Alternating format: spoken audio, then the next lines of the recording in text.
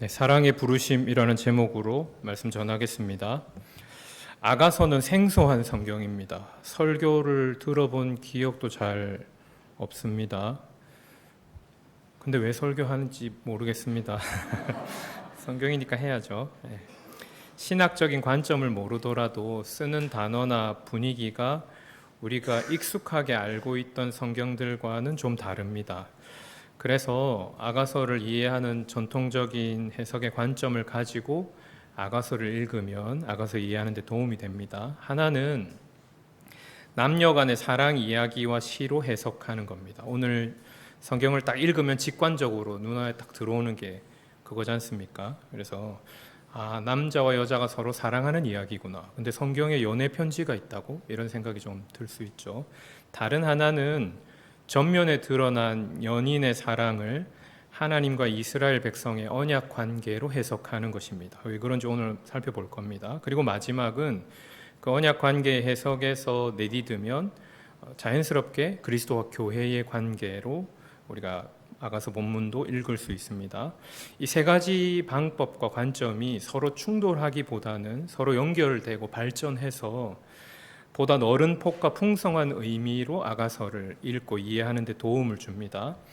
본문에는 사랑하는 사람을 향한 고백이 권유와 부름으로 등장하고 있습니다. 그래서 제목을 제가 사랑의 부르심이라고 정했는데요. 이 말씀 통해서 우리를 향한 사랑의 부르심의 의미가 무엇인지 함께 살피고 은혜 나누는 시간 되면 좋겠습니다.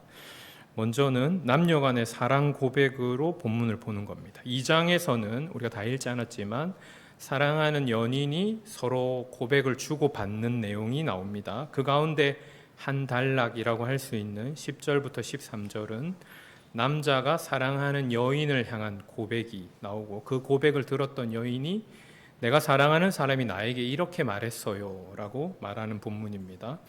여인이 자기가 사랑하는 사람으로부터 들은 내용을 고백하고 있는 거죠. 2장 10절에서 13절인데 우리 다시 한번 읽어보겠습니다. 시작. 나의 사랑하는 자가 내게 말하여 이르기를 나의 사랑 내 어여쁜 자야 일어나서 함께 가자. 겨울도 지나고 비도 그쳤고 지면에는 꽃이 피고 새가 노래할 때가 이르렀는데 비둘기의 소리가 우리 땅에 들리는구나.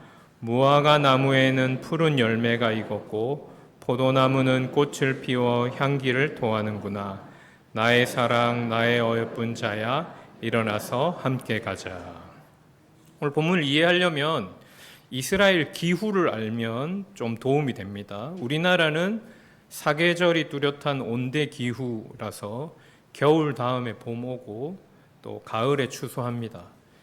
지금도 그런지는 이제 고민이 되기 시작했죠. 제가 어젠가 오늘 아침엔가 뉴스 봤더니 제주도는 열대 바다가 됐답니다. 그래서 가을 전어가 아니고 여름 전어가 될지 모른다는 얘기를 들었습니다.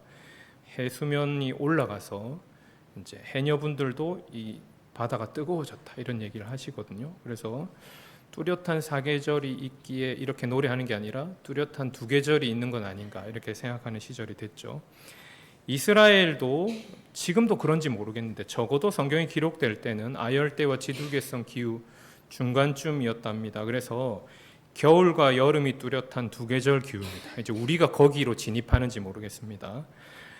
겨울과 여름이 뚜렷한 두 계절로 겨울에는 비가 내리는 우기고 여름에는 건기입니다. 건기라고 해서 비가 아예 오지 않는 건 아니고 늦은 비가 내리고 그때 열매가 연그는 거죠. 우리에겐 좀 생소한 계절 방향입니다. 하지만 겨울이 비가 내리고 그래서 늦은 비 때문에 간절기 때 열매가 열리고 또 추수하고 여름에는 건기가 되는, 그래서 춥고 비가 오는 겨울에는 식물과 나무가 앙상하다가 3, 4월쯤에 꽃과 과실을 맺고 또 추수도 하기도 한답니다.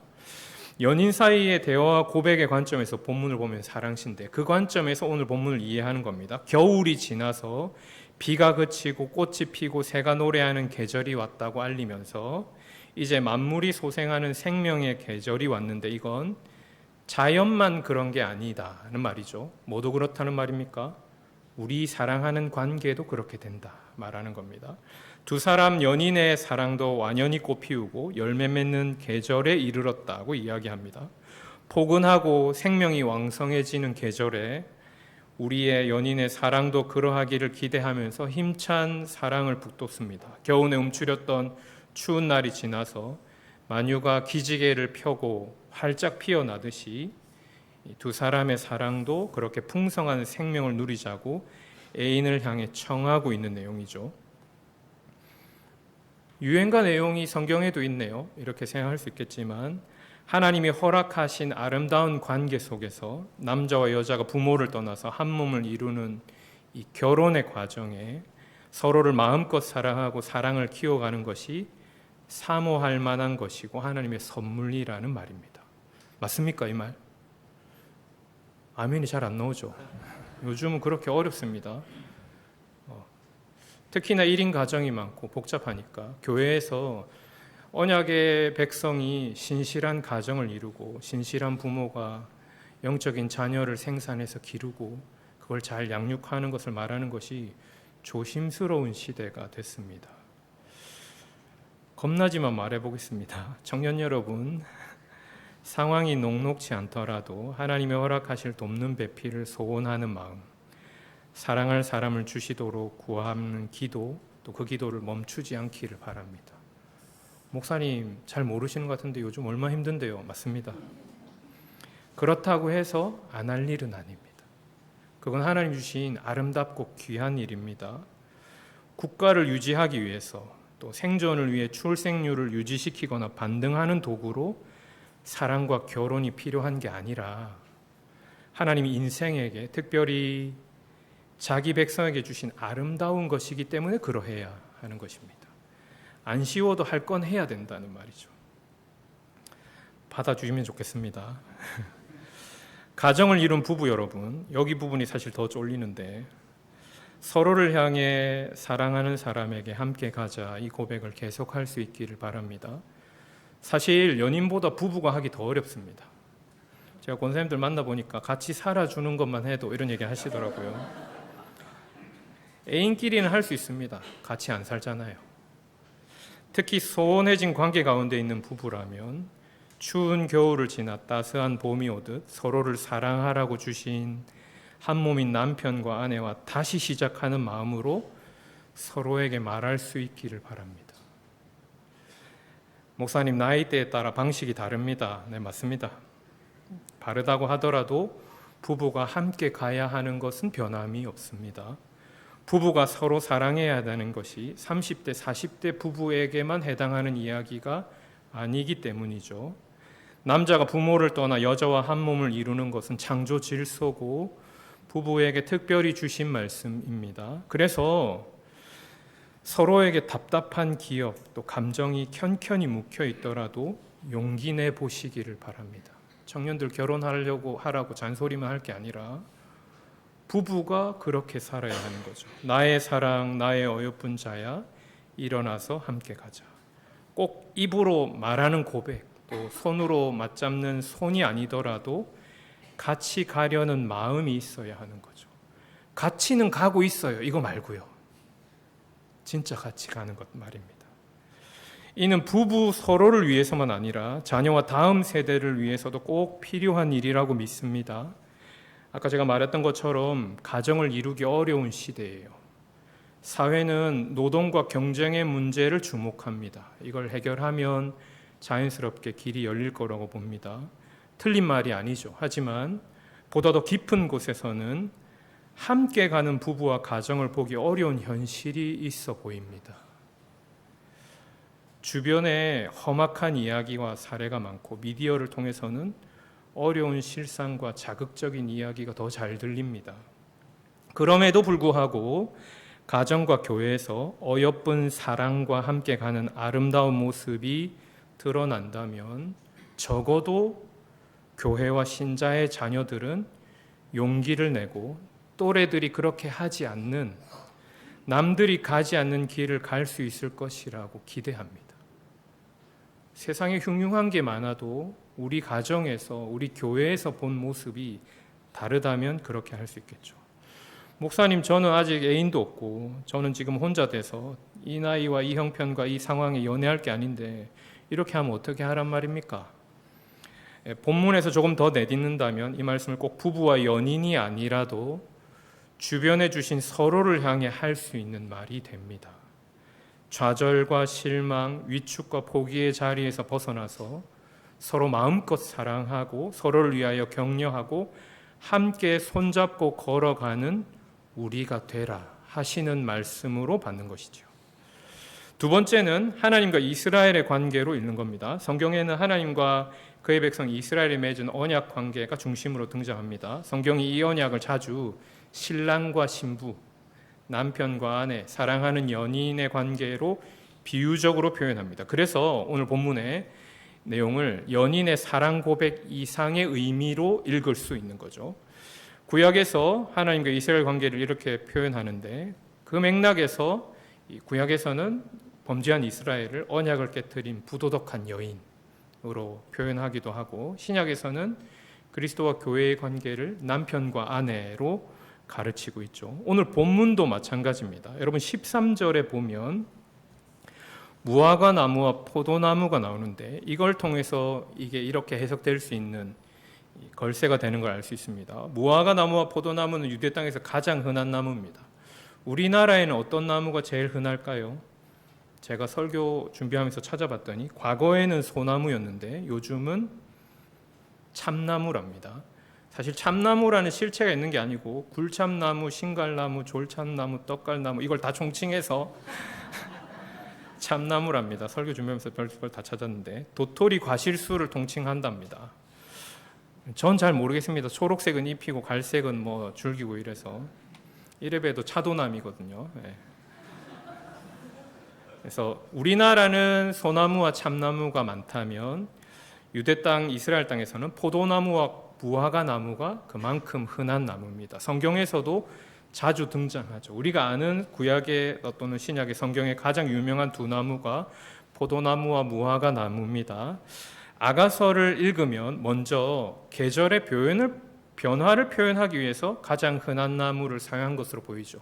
겨울이 지나가고 있다. 그러니까 무화과 나무와 포도나무가 이렇게 변했죠. 이렇게 한 것으로 보입니다. 그런데 구약에서 무화과 나무와 포도나무가 이스라엘의 백성과 그 상태를 표현하는 비유로 자주 사용됐던 걸 기억하면 오늘 본문을 좀 다르게도 읽게 됩니다. 포도나무는 직접적으로 이스라엘 백성을 가리키는 비유로 사용됩니다. 이사야 5장 2절인데요. 제가 한번 읽어보겠습니다. 땅을 파서 돌을 제하고 극상품 포도나무를 심었도다. 그 중에 망대를 세웠고 또 그 안에 술틀을 팠도다. 좋은 포도 맺기를 바랐더니 들포도를 맺었도다.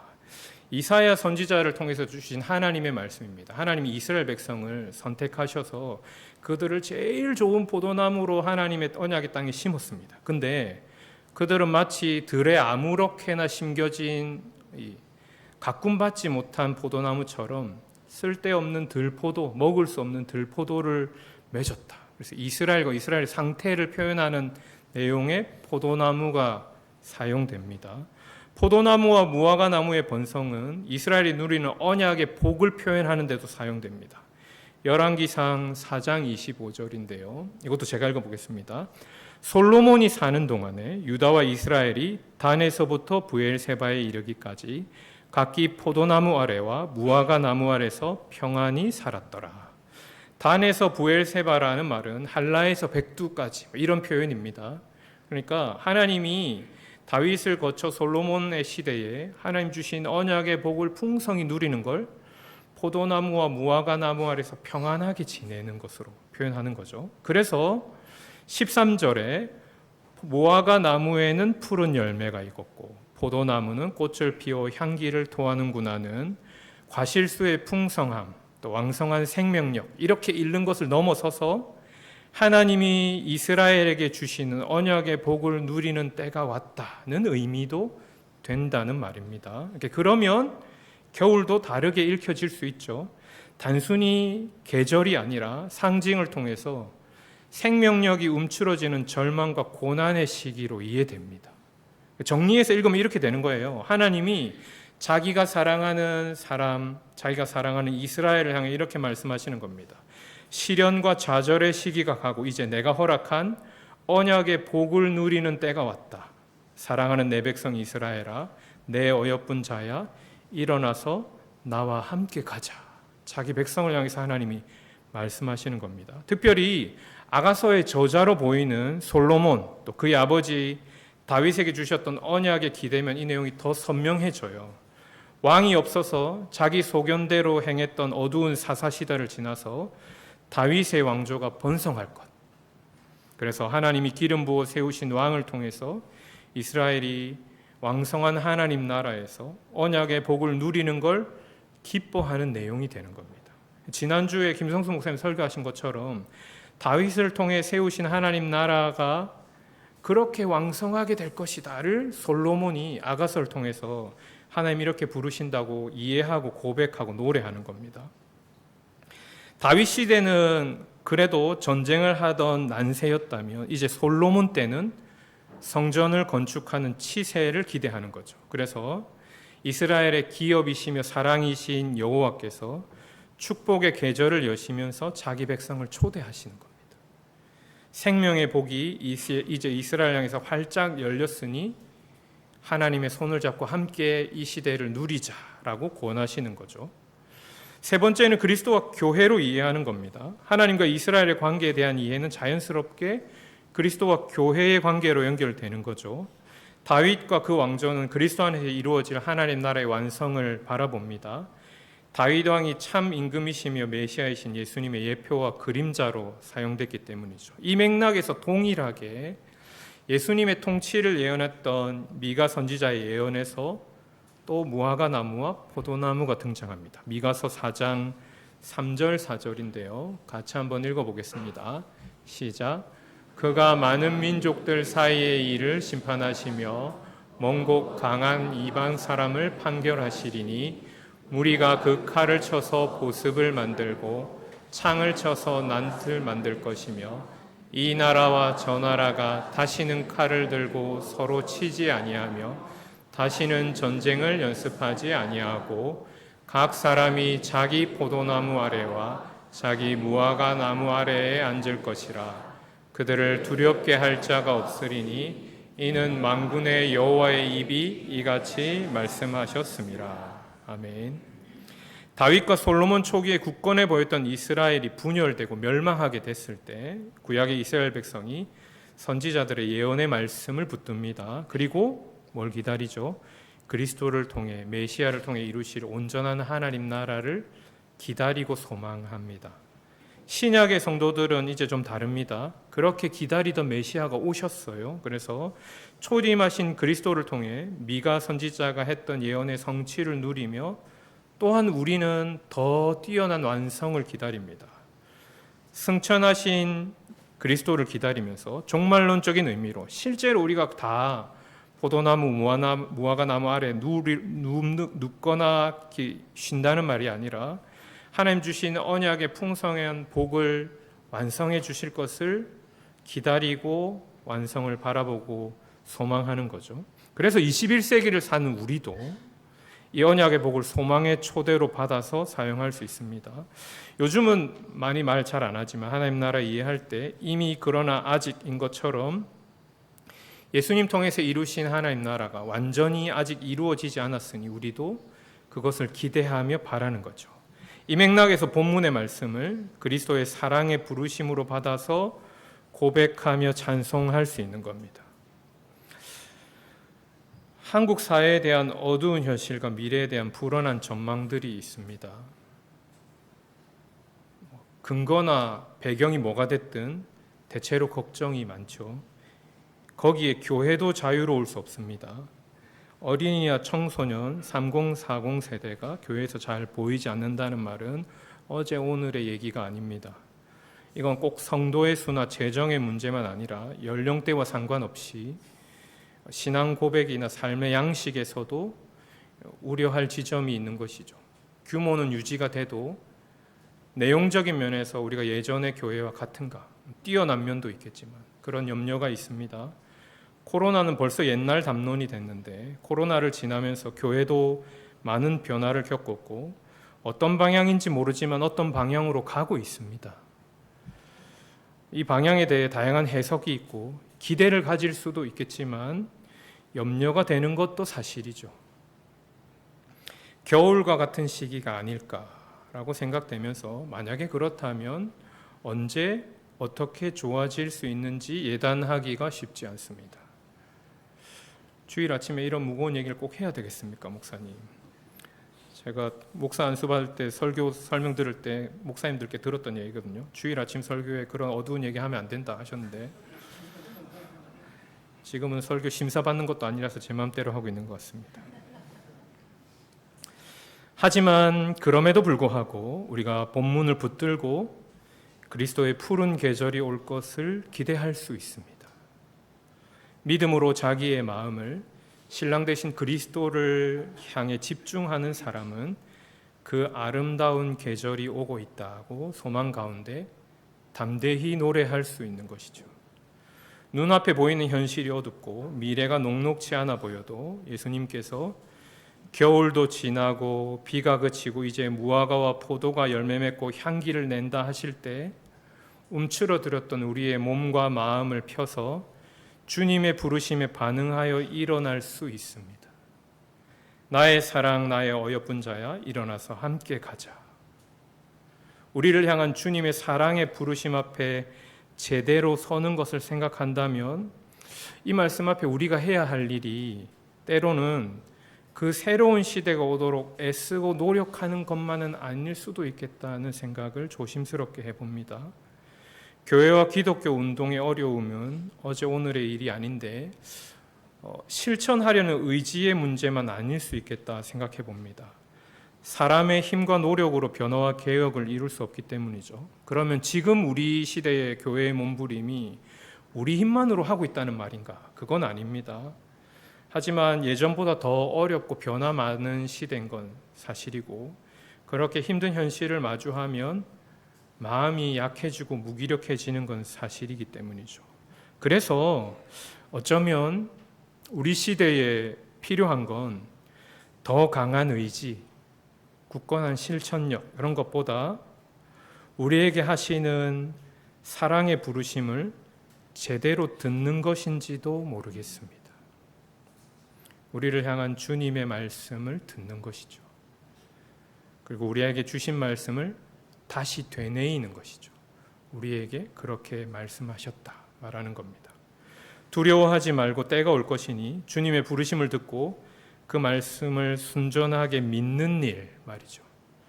그래야 눈앞에 펼쳐진 현실에도 불구하고 다시 일어날 수 있고 그래서 해야 할 일을 계속 감당할 수 있을 것입니다. 일어나 함께 가자 하시는 사랑의 부르심은 우리가 듣기만 해야 하는 말씀이 아닙니다.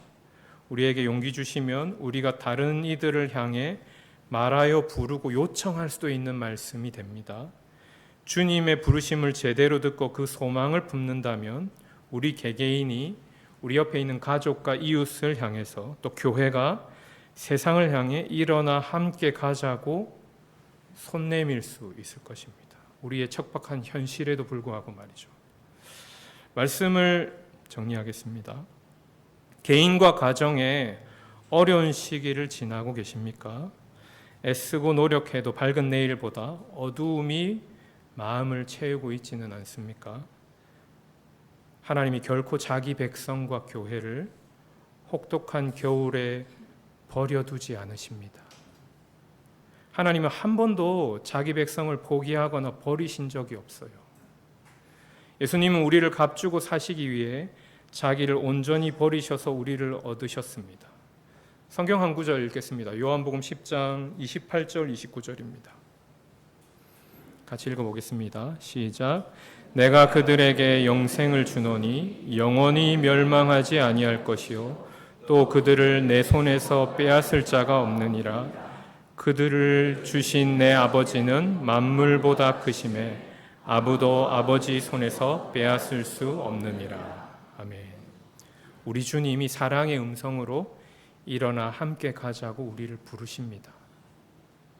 지금이 당장 그때인지 그때가 언제 올지 장담할 수 없으나 비관적인 현실에 있더라도 이 말씀을 붙들고 기다릴 수 있습니다. 주님 나에게, 우리 가정에, 우리 교회에, 이 땅에 때가 왔으니 일어나 함께 가자 말씀하여 주십시오. 그러면 주님의 손을 붙잡고 앞으로 이루실 일을 기대하며 용기 있게 한 걸음을 내디딜 수 있습니다. 우리에게 들을 귀를 주십시오. 하나님의 말씀과 뜻에 우리의 초점을 맞추어 집중하고 따르게 해 주십시오. 지나가는 기나긴 겨울보다 앞으로 펼쳐내실 은혜의 계절을 보는 믿음의 눈을 주십시오. 그렇게 간구하며 우리 자신을 드려야 하겠습니다. 그렇게 할 때 우리 주님의 손을 잡고 예비하신 풍성하고 아름다운 것을 마음껏 누리게 해 주실 것입니다. 사랑으로 우리를 부르시는 주님의 부르심을 듣고 따르고, 또한 그 사랑과 소망이 넘쳐서 이웃과 세상을 향해서 손 내미는 저와 여러분, 우리 모두 되기를 간절히 바랍니다.